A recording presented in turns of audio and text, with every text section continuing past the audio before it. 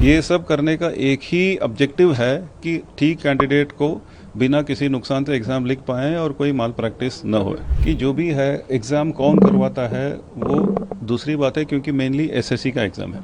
SSC की जिम्मेदारी है एग्ज़ाम करना। आधार के कारण एग्ज़ाम चलाने वाले एसएससी के लिए भी फ़ायदा है, लेकिन कैंडिडेट के लिए भी बहुत फ़ायदा है। मेरा स्टूडेंट्स को यही मतलब कहना है कि एग्ज़ाम फेयर होना है, एग्ज़ाम ट्रांसपेरेंट होना है, लेकिन एग्ज़ाम मतलब जो भी हम टेक्निकल चैलेंजेस के कारण हम टेक्निकल सोल्यूशन से माल प्रैक्टिस अवॉइड करने के लिए ऐसे चेंजेस ले आ रहे हैं। ये सब करने का एक ही ऑब्जेक्टिव है कि ठीक कैंडिडेट को बिना किसी नुकसान से एग्ज़ाम लिख पाएँ और कोई माल प्रैक्टिस न हो। और स्टूडेंट को क्या मैसेज देंगे जो स्टूडेंट अगर आरोप लगा रहे हैं कि नहीं एग्जाम में गड़बड़ी हुई है, उनको धरना या प्रदर्शन करना पड़ रहा है, हाँ। तो उनको आप क्या मैसेज देंगे? कि तो मेरा यही कहना है कि जो भी है एग्ज़ाम कौन करवाता है वो दूसरी बात है, क्योंकि मेनली एसएससी का एग्ज़ाम है।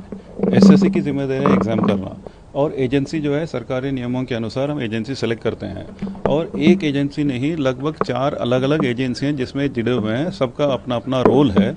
और एजेंसीज में कहीं कमियां हैं तो बिल्कुल हम उनके खिलाफ एक्शन लेंगे, क्योंकि जैसे मैंने कहा कई लोगों का कुछ कंप्लेंट भी आया कि इस एजेंसी के आने के बाद क्वेश्चन ठीक नहीं है। मतलब ये बिल्कुल ठीक नहीं है, क्योंकि कोई भी एजेंसी आएगा क्वेश्चन अब वो नहीं देगा, क्वेश्चन दूसरे सोर्सेज से आ रहे हैं। तो क्वेश्चंस में अगर गलतियां हैं तो वो किसी और की गलतियां, मैं तो कोई गलती को ठीक नहीं कह रहा हूं, लेकिन ये 4 अलग अलग एजेंसी के साथ जब पैटर्न चेंज हो रहा है, उसका इनिशियल डेज में कुछ इश्यूज थे जो अभी ज़्यादातर एड्रेस हुए हैं, और मुझे कॉन्फिडेंस है कि फ्यूचर में बिना इश्यूज सारे एग्जाम्स करवा सकते हैं। एक सबसे बड़ा कंसर्न रहता है बच्चों का कि बहुत दूर दूर सेंटर्स पड़ जाते हैं, उसको लेकर क्या किस तरह के स्टेप्स चुने? पहले एग्जाम में कुछ सेंटर्स की कमियों के कारण कुछ कैंडिडेट्स को दूर सेंटर्स दिए गए हैं। उसके बाद दूसरे एग्जाम जो स्टेनो एग्जाम हुआ, लगभग 80% कैंडिडेट्स को उनके चुने हुए सेंटर्स दिए गए हैं, और हमने वेबसाइट में भी डाल दिया कि किसको कितने लोगों को क्या सेंटर मिला है। फ्यूचर में भी यही फॉलो करेंगे। लोग देख सकते हैं, कैंडिडेट्स देख सकते हैं कि कितने लोगों को कहाँ सेंटर मिला।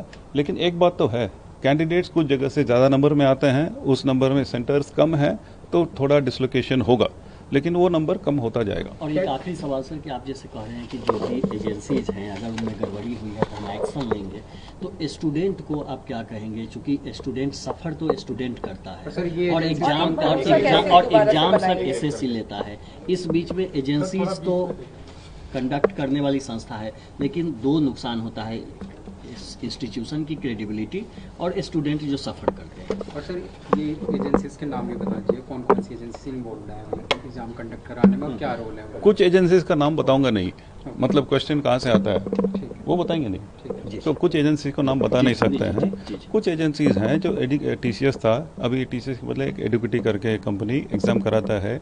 एग्ज़ाम मॉनिटरिंग एक एजेंसी है, और एक आईटी सपोर्ट एक एजेंसी है। जैसे मैंने सीडैक का कहा, वो सिक्योरिटी सपोर्ट करता है। ये एजेंसीज हैं।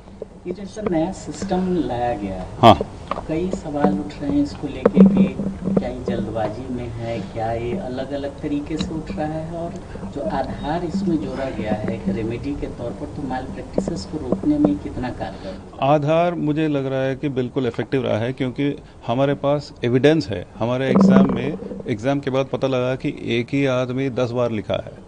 ये सब मतलब बिना आधार पकड़ना ही मुश्किल है। अभी ये तो बिल्कुल असंभव है।